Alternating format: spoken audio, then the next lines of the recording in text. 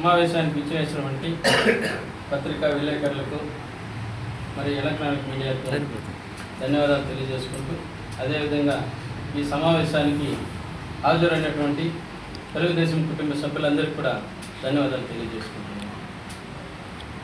2 రోజుల క్రితం వైసీపీ నాయకులు ఈకోట మండల నాయకుల పైన మీడియా ద్వారా కొన్ని సమాచారాలు ఇచ్చారు.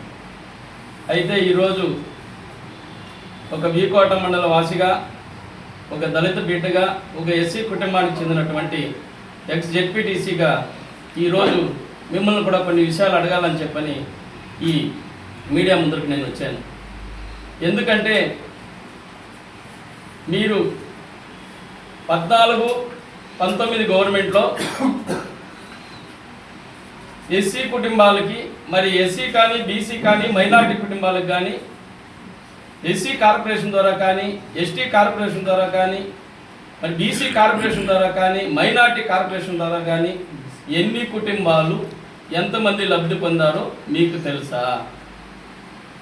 మీకు తెలుసా?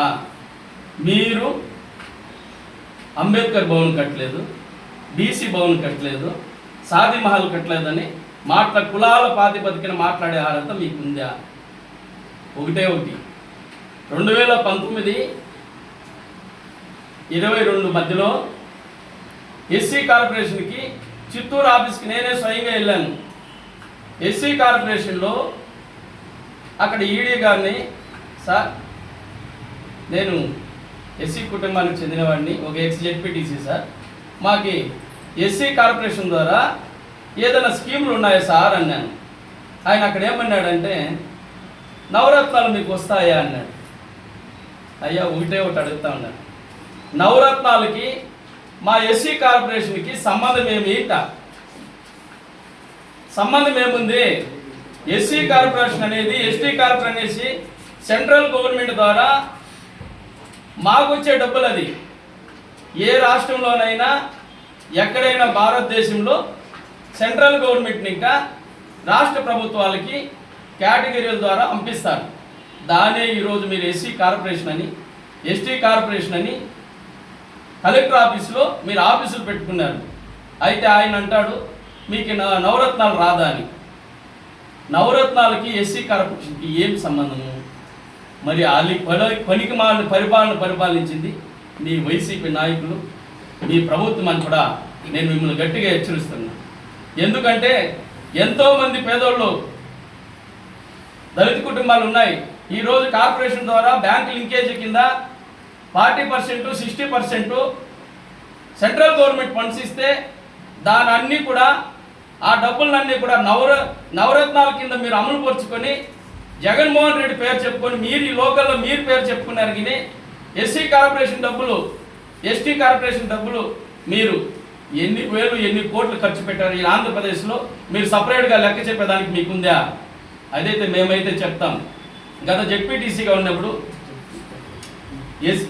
ఎస్సీ సప్లాన్ కింద, ఎస్టీ సప్లాన్ కింద ప్రతి ఒక్క గ్రామానికి ఈరోజు కూడా బోర్డులు ఉన్నాయి, మీరు పోయి కావాలంటే చూసుకోవచ్చు. ఎస్టీ సప్లాన్కి, ఎస్టీ నిధుల కింద సప్లాన్ కింద వచ్చిన సిమెంట్ రోడ్లోనే ఉన్నాయి, ఎస్సీ సప్లాన్ కింద వచ్చిన సిమెంట్ రోడ్లోనే ఉన్నాయి. మీరు గత 5 సంవత్సరాల్లో ఎక్కడైనా ఎస్సీ కార్పొరేషన్ ద్వారా ఈ రోడ్డు వచ్చింది, ఎస్టీ కార్పొరేషన్ ద్వారా ఈ రోడ్డు వచ్చింది అని చెప్పుకొని బోర్డు వేసే అర్హత మీకుందా? ఎక్కడైనా వేసినారా అని చెప్పని కూడా ఈ సభాముఖంగా మిమ్మల్ని అన్నీ అడుగుతున్నాను. అదేవిధంగా ఇంకొక విషయం అంటారు, శిలాఫలకాలు పగలు కొట్టేసినారంట. అయ్యా మీ నాయకుడు అక్కడ స్టార్ట్ చేసినాడు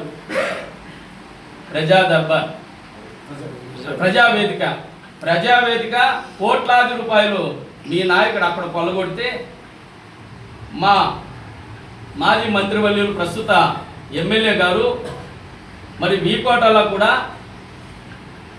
మనం ఇక్కడ కాంప్లెక్స్ కట్టాలా, పేదవాళ్ళకి అందరికీ కూడా ఇండ్లు ఇవ్వాలని చెప్పని మున్సిపాలిటీ ద్వారానే మన ఈకోట మనం కూడా అభివృద్ధి చెందాలని చెప్పని ఆయన మనం ఇప్పుడు ప్రస్తుతం సంత జరుగుతూ ఉంది.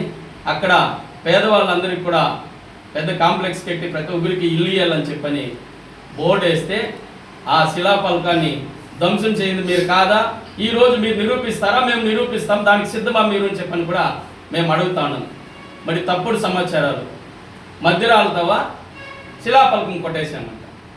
మేము కొట్టలే, మీ సర్పంచే దానికి సాక్ష్యం. కృష్ణాపురం సర్పంచే చెప్తాడు ఈరోజు, ఎక్స్ సర్పంచ్. ఇక్కడ చూడు వీడియో కూడా ఉంది. కోడిగుడ్లు బోండా, కోడిగుడ్లు బండి ఆ శిలాపలకాన్ని అది ఎన్నిక రివర్స్లో వచ్చి వాళ్ళు కొట్టేస్తే పగిలిపోయింది శిలాపలకం.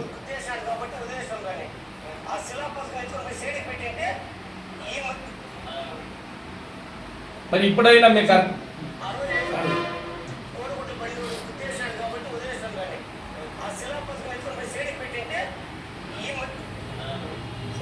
అర్థమైందా? మీకు ఇప్పుడైనా అర్థమైందా? మా పార్టీ సర్పంచ్ కాదు, మీ పార్టీ ఎక్స్ సర్పంచ్. మరి ఇది ఇట్లా కూడా వాడుకుంటే తెలుగుదేశం పార్టీ నాయకుల మీద మీకు మంచి జరుగుతుంది అని కూడా మేము అడుగుతాను.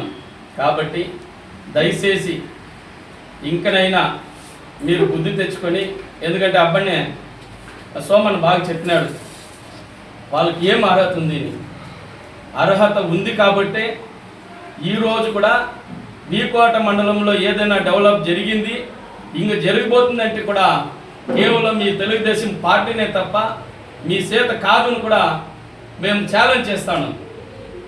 ఎందుకంటే ఏదో కొన్ని విషయాలు చెప్తా ఉంటారు, మేము ఈ కోట పంచాయతీని ఏదో అభివృద్ధి చేశాము.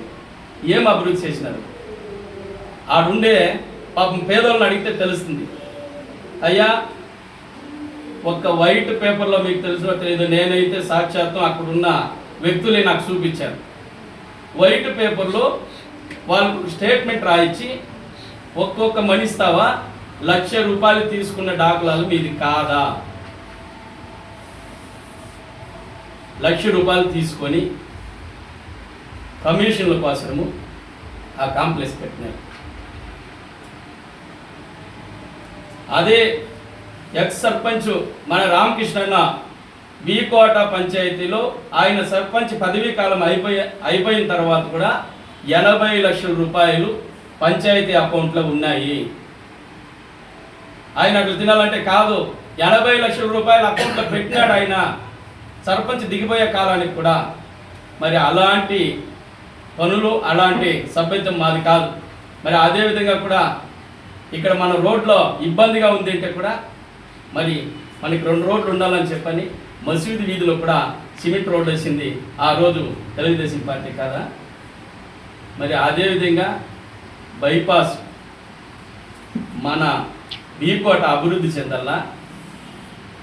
మరి మన ఇట్లా ఈ సైడు కృష్ణాపురం మీదుగా తూర్పు వైపు వస్తే వీకోట మండలం అంతా కూడా అభివృద్ధి చెందుతుందని చెప్పని మేమందరూ కూడా అప్పుడే మా నాయకులందరూ కూడా ప్రబోధులు పెడితే మీరు మీ స్వలాభాల కోసం కొంతమంది కర్ణాటక వాళ్ళతో కుమ్మక్క అయిపోయి కమిషన్ల కోసం మీరు బైపాస్ పరమటి వైపు తిప్పింది మీరు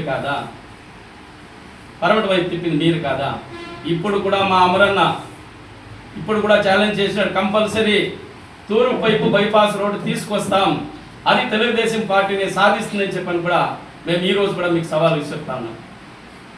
మరి అదేవిధంగా మీకు చిత్తశుద్ధి ఉంటే ఇకనైనా మీ చేతనేమైనా అయితే మేము చేసిన దాన్ని ఆహ్వానించండి. మరి అభివృద్ధిలో మేమే ముందుకు పోతాం తప్ప మీరు శిలాపలకాలు వేసుకునే దానికి ఉంటుంది తప్ప శాశ్వతంగా ఈ కోట మండలంలో మీ వంటూ ఏది శిలాపలకాలు అయితే శాశ్వతంగా ఉండవు. ఎందుకంటే సోమన్ చెప్పినట్లు ఆర్టీసీ బస్ స్టాండ్ కట్టింది తెలుగుదేశం పార్టీ నాయకులే, మరి కాలేజు జూనియర్ కాలేజ్ తెచ్చింది తెలుగుదేశం పార్టీ నాయకులే, మరి డిగ్రీ కాలేజ్ తెచ్చేది కూడా తెలుగుదేశం పార్టీ నాయకులే.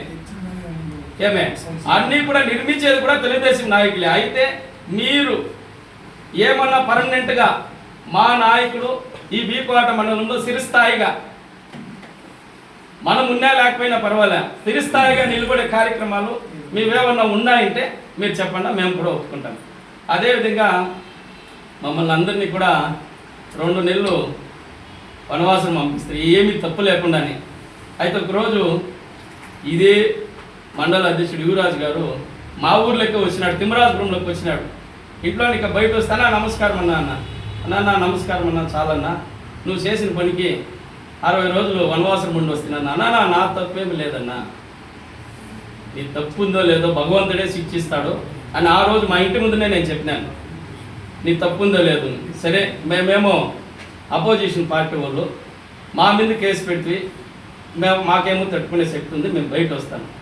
అయితే పాపం మీడియా మిత్రులు, విలేకరులు, మీరు పిలిచినా వస్తారు, మేము పిలిచినా వస్తారు, ప్రజల కోసం పోరాడే వాళ్ళు కూడా పాపం ఈరోజు వాయిదాకు ఇచ్చి తెల్లవారు 10 గంటలకే మాకు ప్రెస్ మీట్ ఉంది అంటే అందుకు చెప్పినారంట.